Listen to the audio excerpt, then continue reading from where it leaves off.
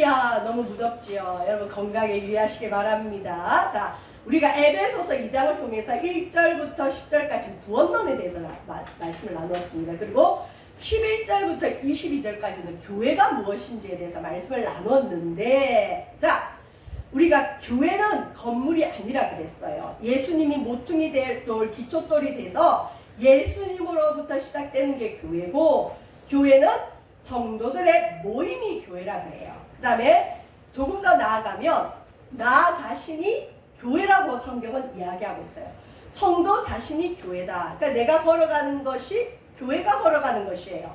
여러분이 가시는 곳이 교회가 이루어지는 거예요. 그래서 교회로 살아야 됩니다. 무엇보다 성도 자신이 하나님이 거하신다라는 말은 하나님이 와 계신다, 임재하신다. 우리가 거주한다 그러죠. 우리 집에 우리가 거주하죠. 하나님이 이 땅에 거주하는 곳이 계신데 하나님의 교회, 그리고 성도들의 마음이 하나님이 거주하시는 성전이에요. 좋은 말 같지만 굉장히 부담스러운 말이죠. 하나님을 사랑하는 사람은 이것이 굉장히 기쁨의 굿뉴스지만, 내 뜻대로 살고 싶은 사람은 하나님이 내 속에 와서 거하신다고 부담스러울 수 있어요. 자, 우리 스스로에게 한번 물어보겠습니다. 나 자신이 교회라는 확신이 있습니까? 계속 에베소서를 통해서 교회는 건물이 아니고 나 자신이 교회다. 성도들의 모임이 교회다. 너희 속에 하나님이 거하시는 성전이다. 이것이 확신이 드는 사람은 문제가 없어요. 굉장히 믿음이 좋은 겁니다. 근데 대부분은 아니요. 나는 교회로 살기보다는 나 개인으로, 나 자연인으로, 나의 개성을 드러낼 수 있는 사람으로 내 마음대로 살고 싶습니다. 실은 이것이 오늘날 그리스도인이라 할지라도, 오늘날 목회자라 할지라도 다 이 마음은 있어요. 그래서 내가 교회로 살아간다. No. 매우 부담스럽습니다. 내가 하나님이 거하시는 성전으로 살면 운전하다가 욕도 못하지요. 누가 나를 해코지하면 미워할 수도 없지요. 주님 때문에 손해봐야 될 것이 너무 많은 것 같아서 보통은 노라고 그래요. 자, 신약에 이제 교회가 있는데, 우리가 신약 성경이 쓰여지고 난 이후에 이제 계속 신약의 시대를 살아가는데, 구약의 교회라는 이름이 나와요. 스데반의 설교 중에 광야교회. 그러니까 광야에서 모여서 하나님께 예배하는 광야교회가 있었고, 모세를 중심으로.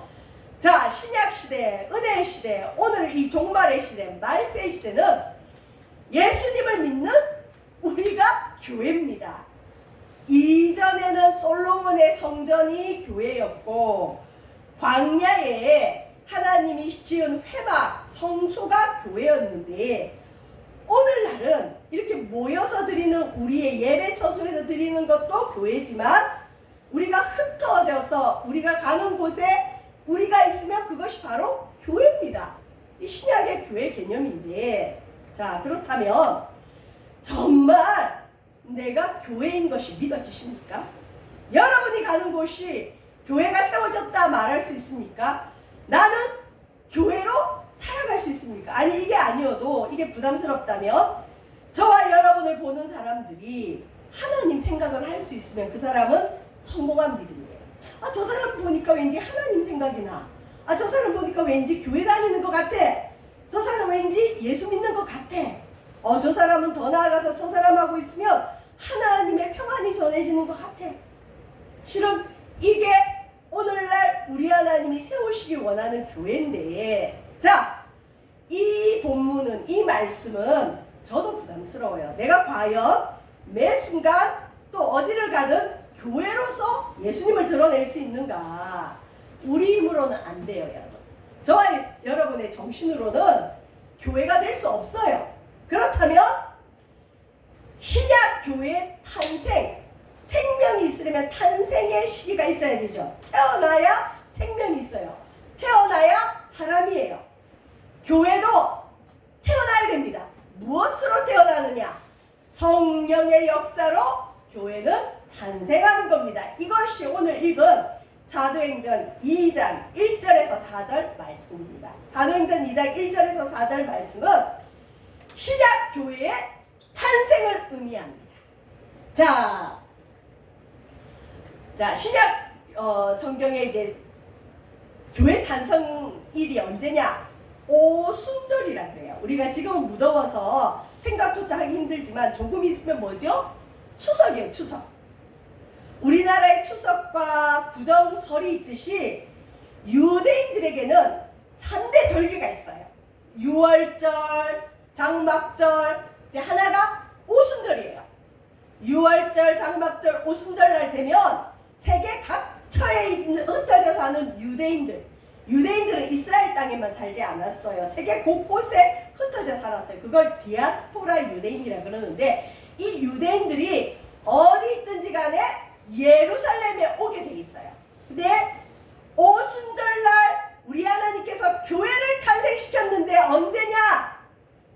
흩어졌던 전 세계 유대인들을 예루살렘에 모은 그날 우리 주님이 교회를 드디어 탄생시켰습니다. 자, 오순절은 어떤 날이냐? 우리나라 추석하고 좀 비슷하죠? 그의 처음 익은 열매, 첫 열매를 드리는 날이 오순절인데 이 한자예요. 5오자에 10을 나타내는 순, 50일절기, 오순절이라 그러는데 뭐로부터 오순절이냐? 6월절로부터 해서 오순절인데 이건 모르셔도 돼요. 간단하게는 예수님 부활하신 후 50일째 되는 날이 오순절이에요. 예수님이 돌아가신 날이 6월절이거든요. 6월절로부터 50일, 그 다음에 돌아가시고 3일 만에 부활하셨죠. 예수님 부활하시고 난 이후에 50일째 되는 날이 오순절 절기로 전 세계에 흩어져 있던 유대인들이 예루살렘에 모였습니다. 그때 우리 하나님께서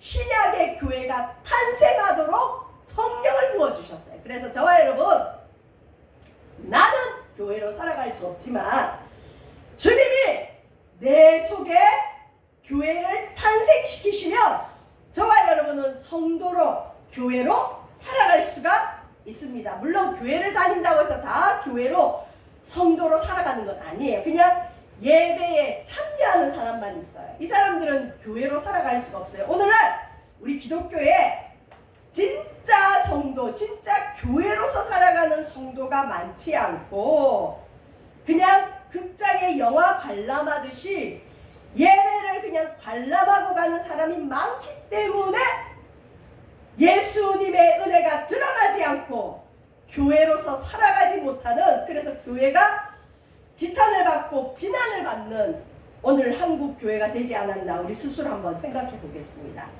우리 주님은 모여서 드리는 예배와 동시에 내가 교회가 되길 원해요. 내가. 저와 여러분, 우리 속에 예수님 오심으로 우리가 교회가 되어질 줄 믿습니다. 자, 예수님 부활 승천의 사건을 기점으로 오순절이 시작된다 그랬죠. 오순절날 드디어 교회가 시작됩니다. 예수님이 교회의 모퉁이 돌이라 그랬죠.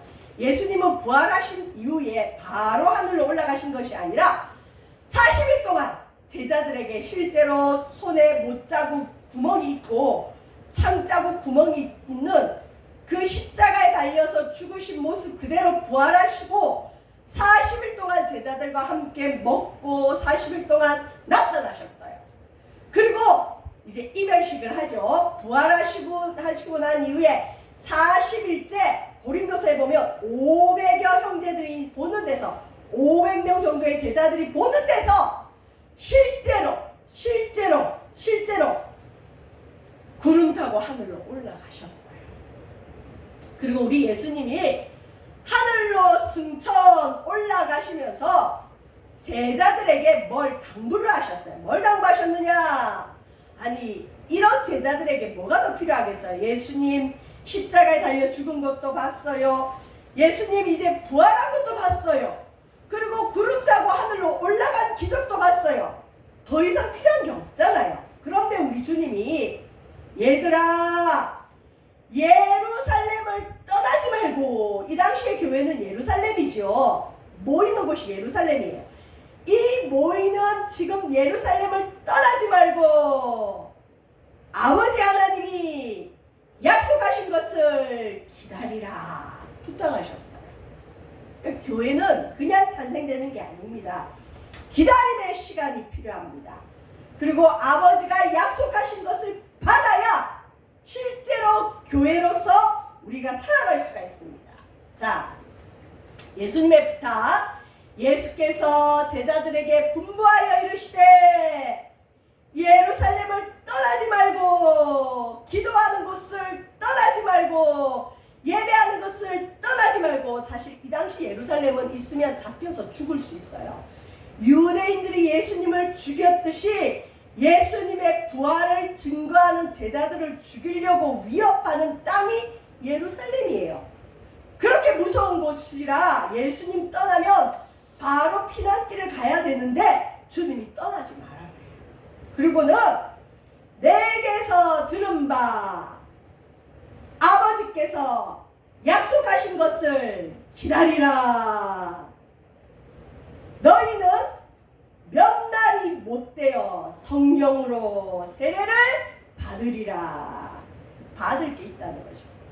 이제 우리가 성도들에게 이것저것 권면하다 보면 아유 목사님 나 그거 다 해봤어요. 이전 교회에서 다 했어요. 어쩌고저쩌고 얘기하는데, 사실 제자들만큼 다 해본 게 없을 정도로 많이 해본 사람이 어디 있겠어요. 제자들은 예수님이 직접 택해서 불렀어요. 그리고 3년을 예수님과 동거동락, 예수님과 먹고 자고 하면서 예수님한테 1대1로 교육을 받은 사람들이 제자들이에요. 예수님 십자가에 달려 죽은 것도 봤어요. 예수님 죽었다가 부활한 것도 실제로 봤어요. 더 이상 배울 게 뭐가 있어요. 그리고 예수님이 구름 타고 하늘로 올라가는 기적도 다 봤어요. 이 정도 되면 여러분 사실 제자들 교만해질 수 있겠죠. 예수님과 3년 동안 내가 동거동락하면서 배울 거 다 배웠다. 나는 이제 어디 가든 하나님의 제자로, 예수님의 제자로 살아갈 수 있다 할 수 있을 텐데 주님이 안 된다. 너희들 받아야 될 게 있다. 그게 아버지가 약속하신 것이다. 너희들 몇 날이 못 되어서 성령으로 세례를 받으리라. 성령 세례가 있어야 여러분 교회로서 탄생을 하는 겁니다. 세례는 깨끗이 씻는다는 거죠. 원래 우리는 그 세례 요한에 물세례가 있어요. 물세례는 죄에서 깨끗하게 한다 의식이에요. 물세례 가지고는 안 돼요, 여러분. 성령의 세례를 받아야 교회로서 활동을 할 수 있고 교회로서 살아갈 수 있습니다. 물론 물세례만 받았다고 해서 구원을 못 받느냐, 그건 아니에요.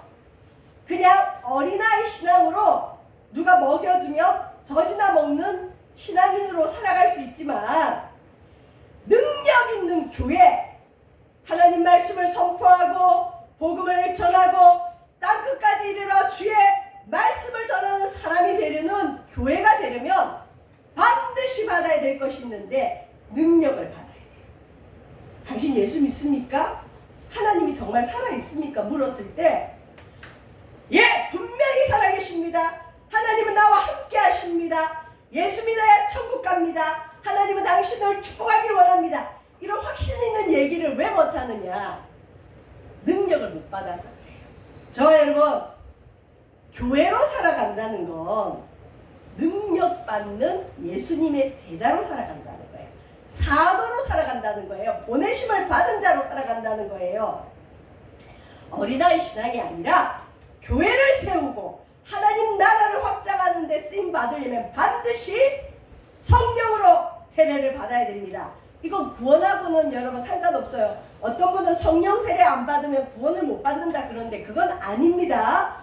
교회는 능력받은 성도들이 실은 일을 다 해요. 근데 대부분은 겨우 누가 먹여주는 젖만 먹고 그냥 숨만 쉬고 살아가는 어린아이와 같은 성도들이 거의 90%예요. 90%. 성령의 능력을 받고 어디서든 주님을 증거하고 교회를 세워나갈 수 있습니다. 저와 여러분, 우리는 성령으로 세례받아야 하나님 뜻대로 살아갈 수 있고 하나님 나라를 세워나갈 수가 있습니다. 여러분 기대하십시오. 여러분이 가는 곳에 교회가 세워집니다. 내가 있는 곳이 교회가 될 수 있습니다. 마음이 상한 자가 여러분에게 오면 치유함을 받고, 아픈 자들에게 여러분이 기도해주면 그 병이 나을 수가 있고, 문제 있는 자들, 고통당하는 자들이 여러분을 통해 치유함을 받을 수 있습니다. 그리고 또 실제로 우리가 모이는 교회로 데리고 오는 것이 중요하죠. 자, 그러면 성령의 세례를 받기 위해서 주님 뭐라고 하시느냐? 제자들은 이미 예수님을 믿어요.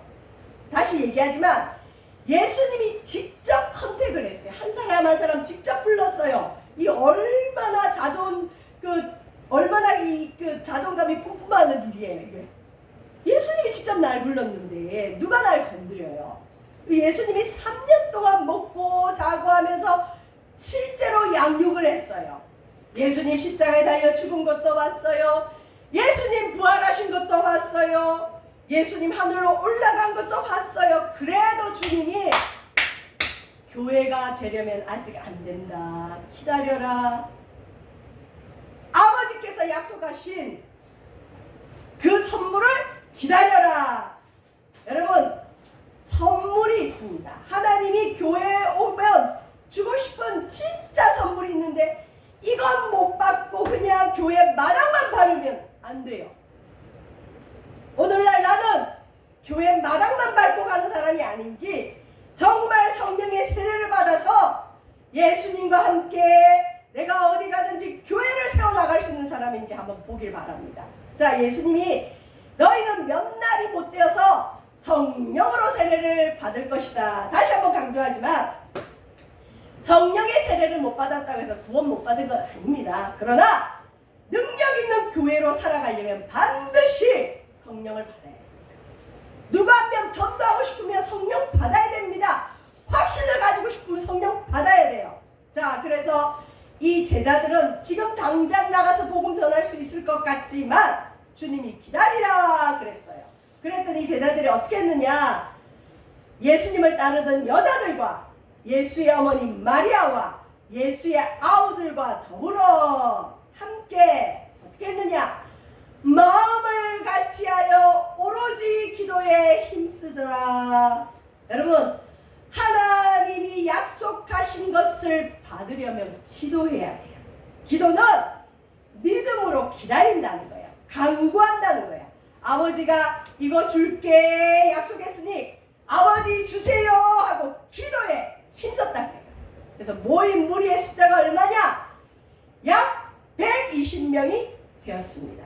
자, 한번 보십시오. 여러분, 고린도서에는 예수님 승천하고 승천하실 때 하신 말을 들은 사람이 대략 500명인데 실제로 성령의 세례를 받기 위해서 모여서 기도한 사람들은 5분의 1 정도죠. 120명만 마가의 다락방에 모여서 매일 기도했어요. 몇 날이 못 되어 성령으로 세례 받으려 했지만 언젠지는 모르지만 10일 동안 기도했는데 10일째 우리 주님이 정말 찾아오셨습니다. 여러분, 10일간 120명이 합숙을 하면서 다 같이 모여서 기도에 힘썼다. 이전 성경에 보면 전혀 기도에 힘썼다 돼 있어요. 이거는 원어적으로 뭐냐? 밥 먹고 기도하고 다른 거 안 해요. 밥 먹고 기도하고 그냥 생명 유지할 정도의 밥을 먹고 모여서 기도해요. 그래서 어떤 교회는 저녁 기도회라고 주로 청년들 방학하면 청년들 그냥 데리고 합숙하면서 성령 받기 위해서 기도하는 곳도 있어요. 제가 이 얘기를 몇 번 했더니 제가 아는 권사님이 이 설교를 듣때 찾아와서 목사님 그럼 반찬은 안 먹었어요 하고 막 저기 우스갯소리로 그러더라고요. 그 정도로 뭐냐? 기도에 집중했다는 거예요. 저와 여러분, 정말 성령을 받기를 원하면 시간을 투자해야 됩니다. 우리가 이 세상에 그 무엇도 하려면 시간 투자하는데 진짜 중요한 성령 받으려고 여러분 정말 기도해 보신 적 있습니까?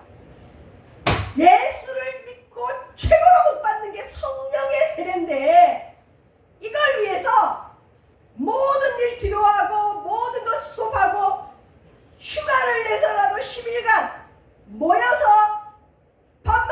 기도하는, 반찬 먹을 시간도 없어요. 밥 먹고 기도하고 밥 먹고 기도하고. 오늘날 이런 순종만 있다면 오늘날도 하나님의 부흥은 일어납니다. 일어납니다. 그런데 안 한다는 게 문제예요. 자, 매일 기도했습니다. 그리고 이들은 그냥 한 게 아니에요. 낙심하고 기도한 게 아니라 약속을 붙들고 기도했습니다. 여러분, 기도할 때는 하나님 약속하지 않았습니까? 약속을 주장하세요. 우리 주님이 뭐라고 하셨죠? 너희는 몇 날이 못 돼요. 그렇게 오래 기다리게 하지 않으시죠.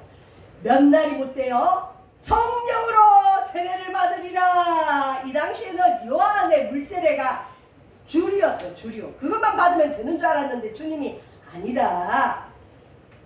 요한은 물로 세례를 주지만 나는 너희에게 성령으로 세례 줄 것이다. 우리 예수님은 성령으로 세례 준다 그랬어요. 우리가 오늘날 예수 믿으면 물세례 받지만 실제로 우리 예수님이 주고 싶은 세례는 성령의 세례입니다. 성령의 세례입니다. 구하라. 그러면 너에게 주실 것이요. 우리 주님이 심지어 기도도 뭘 구하라느냐? 성령을 구하라 그래요.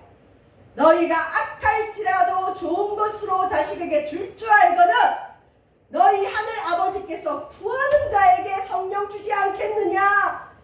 얘들아, 나는 너희들이 성령을 구하기를 원한다. 성령 받기를 기도하기를 원한다. 여러분, 성령 받으면 싫어 다 됩니다. 저와 여러분이 오늘날 왜 이렇게 힘들까요? 왜 이렇게 낙심할까요? 교회 오는 것도 왜 이렇게 힘들까요? 성령 충만 받지 못해서 그래요. 성령이 오시면 능력이 옵니다.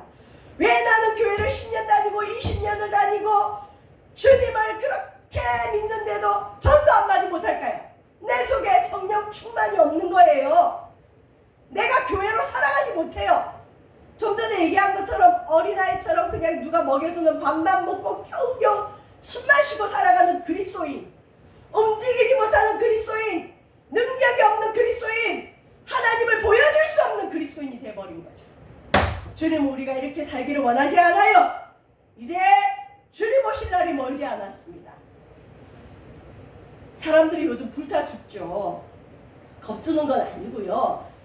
미래를 연구하는 과학자들도 지구는 신이 심판하지 않아도 자멸할 걸로 벌써 오래전에 예고했어요. 여러분, 요한계시록에 보면 나팔 재앙에 보면 첫 번째 나팔을 불 때 땅의 3분의 1이 불타 죽어요. 수목도 죽어요. 앞으로 그런 날이 옵니다, 여러분. 이 말세를 여러분 무엇으로 살아가겠습니까? 이 말세를 맞이했는데도 왜 입을 열어 사람들에게 말세가 다가왔습니다. 주님 오실 때가 다가왔습니다. 예수 믿으셔야 됩니다. 왜 이렇게 못할까요? 이것보다 급한 일이 어디 있을까요? 제가 전도한 그 이윤식 할아버님 댁에 갔더니 할머니가 하는 말이, 아니 우리 할아버지 무슨 영양가 있다고 그렇게 교회를 데려가려 그러세요. 이제 우리 할아버지 늙어서 아무 짝에도 쓸모가 없어요. 할머니가 그러는 거예요. 그래서 제가, 할머니, 할아버지 천국 가셔야죠. 할아버지보다 더 급한 사람은 없어요. 그리고 우리 할아버지는 하나님을 그렇게 사랑하는데 왜 할머니가 교회를 못 가게 하세요? 천국 가셔야죠. 임종 준비하셔야죠. 그랬더니 할머니가 묻더라고요. 당신 하나님 좋아해? 그러니까 할아버지가 그걸 말이라고 해? 그러더라고요. 그러니까 하나님을 사모하는 거예요. 제가 할머니께 그랬어요. 치매가 걸려도 여러분, 예수님 얘기하면 거듭난 사람은 반응을 하게 돼 있어요. 여러분, 치매 환자들 무시하면 안 돼요. 영이 살아있기 때문에 치매가 와도 주기도문 하면 아멘을 해요. 실제로 제가 아는 집사님 어머님은 치매가 너무 심각해요. 그래서 아들이 가도 못 알아봐요. 그리고 그 요양원의 얘기를 들어보면 아침마다 일어나서 자기의 그 오물을 벽에 바른대요, 실제로. 그런데 이 할머니가 신기한 건 아들도 못 알아보는데 아침마다 요양원에 그 테이블이 있대요. 다 같이 모이는 테이블에 딱 할머니가 앉는데요. 그러고는 사람들을 불러 모은대요. 그리고 아침마다 하는 게 무엇이냐? 찬송가 250자. 구주의 십자가 보혈로 그 찬송을 1절부터 4절까지 각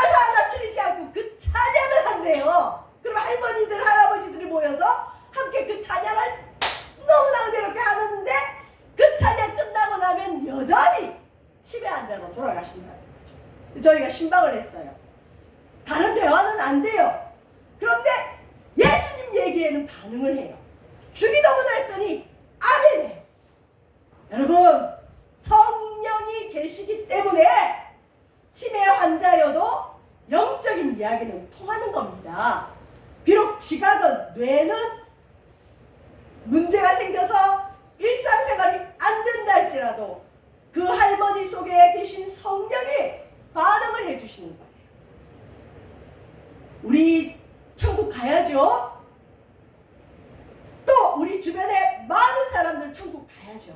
성령 받고 복음 전하는 저와 여러분 되길 바랍니다. 자, 이제 그러면 이제 성령 세례를 받아야 돼요. 이게 교회 시작이에요. 나는 아직 성전이 아니에요. 나는 교회로 살아가지 못합니다. 성령 세례 받으면 돼요.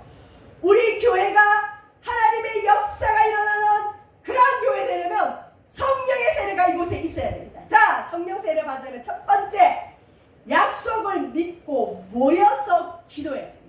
우리 주님은 모일 때 역사하십니다. 그래서 우리가 공예배 시간을 무시하면 안 돼요. 함께 모여서 기도하고 예배할 때 주님은 임하십니다. 우리 주님이 언제 임하셨느냐? 오순절날 120명이 모여서 하나님 약속을 믿고 기도할 때 임하셨습니다. 오순절날이 이미 이름에 그들이 다 같이 한 곳에 모였더니, 여러분, 모이는 것을 무시하지 마시길 바랍니다. 모여서 기도하면 성령이 임하십니다. 두 번째, 우리 주님은 우리가 모이는 공간에 임하십니다. 어떤 사람은 공간에 임하는 주님을 무시하는 사람이 있어요. 아니에요. 우리 주님은 우리가 모이는 공간에 바람과 같은 소리로 임하십니다. 바람과 같은 소리. 우리가 예배하는 이곳에 성령이 임하십니다. 특별히 바람 같은 성령이 이곳에 가득, 그들이 앉은 온 집에 가득하며 예배하는 공간, 기도하는 공간에 여러분 성령은 임하십니다. 여러분 직장에 가시면 여러분 직장의 그 일터에서 먼저 기도하세요. 그곳에 성령이 임하시도록 기도하세요. 공간에 임하시는 우리 주님, 우리가 예배하는 이 처소에, 이 예배처에 성령을 부어 주실 줄 믿습니다. 공간에 바람과 같은 소리로 임하시고, 세 번째, 우리 주님은 공간에만 임하시는 것이 아니라 불의 혀같이, 여러분 불의 혀 보셨어요? 불이 이렇게 활활 타면 안에 하얗게 혀 같은 게 있죠. 그것이 한꺼번에 사람들에게 오지 않고 각 사람 위에 하나 임하여 있다. 이게 실제로 그들의 눈에 보였습니다. 저와 여러분, 교회 오면, 예배하면, 기도하면 각 사람에게 불의 혀 같은 성령이 하나씩 임하는 걸 믿으시길 바랍니다. 성령 받고 돌아가시길 바랍니다. 예수님은 성령과 불러 너에게 세례를 베풀 것이라 약속하셨고, 마치 불의 혀처럼 갈라지는 것들이 그들에게 보여 각 사람 위에 하나씩 임하여 있더니, 각 사람입니다. 기도한 각 사람, 성령 받기를 간절히 원한 그 각 사람에게 임하셨습니다. 조건이 있죠. 기도해야 주십니다. 기도하지 않는데 어떻게 성령을 받아요? 주님은 기도하라 하셨습니다. 저와 여러분, 다른 기도보다 성령 충만받도록 기도하시길 주의 이름으로 축원드립니다. 이제 마지막입니다. 성령 받은 사람은 불의 혀가 임했기 때문에 혀가 바뀝니다. 혀가. 언어가 바뀌어요. 성령 세례를 받으면 언어가 바뀝니다. 사용하는 말이 달라집니다. 하나님이 좋아하는 말을 합니다. 부정적인 말을 하지 않습니다. 그래서 교회가 될 수 있는 거예요. 성전이 될 수 있는 거예요. 그리고 더 나아가면 여러분, 방언의 은사가 임합니다. 기도하다가 혀가 꼬이거나 혀가 이렇게 막 떨림이 있으면 순종하시면 좋아요. 그게 방언의 은사가. 방언의 은사 받으면 기도하기가 아주 수월합니다. 방언 받은 것이 성령 세례 받은 확증 중에 하나입니다. 또 언어 방언이 있죠. 저와 여러분, 방언의 은사를 사모하시고 성령의 은사를 사모하시기를 바랍니다. 신약의 교회는 성령 세례를 받은 사람들의 모임입니다. 나는 아직 교회가 아니에요. 성령 세례 못 받아서 그래요. 성령의 세례를 받으셔야 됩니다. 그래야 성도로 살아갈 수 있고 교회가 교회로 살아갈 수 있습니다. 우리 교회가 하나님의 능력을 입어야 하나님의 능력의 교회가 됩니다. 성령의 능력이 나타나야 됩니다. 영으로 거듭나야 교회가 되고 성도가 됩니다. 요한복음 3장에 보면 우리 주님이 이런 얘기를 하셨어요. 하나님의 말씀과 성령으로 거듭나지 않으면 하나님 나라에 갈 수 없다. 성령으로 거듭나야 됩니다. 왜 그럴까요? 육으로 난 것은 육이고, 육체로 밥만 먹고 육이 좋아하는 대로 살다가 세상 따라 살다가 죽으면 그냥 육으로 끝이에요. 그러나 영으로 거듭나야, 성령으로 거듭나야 여러분 천국도 가고 교회로 살아갑니다. 저와 여러분 영이 거듭나는 저와 여러분 되시기를 주님의 이름으로 축원드립니다. 기도하겠습니다. 하나님, 성령으로 거듭나게 하소서. 성령의 세례가 우리 세만석교회에 임하게 하여 주시고 우리 성도들이 성령의 세례를 사모하게 도와 주옵소서. 감사드리며 예수님 이름으로 기도합니다.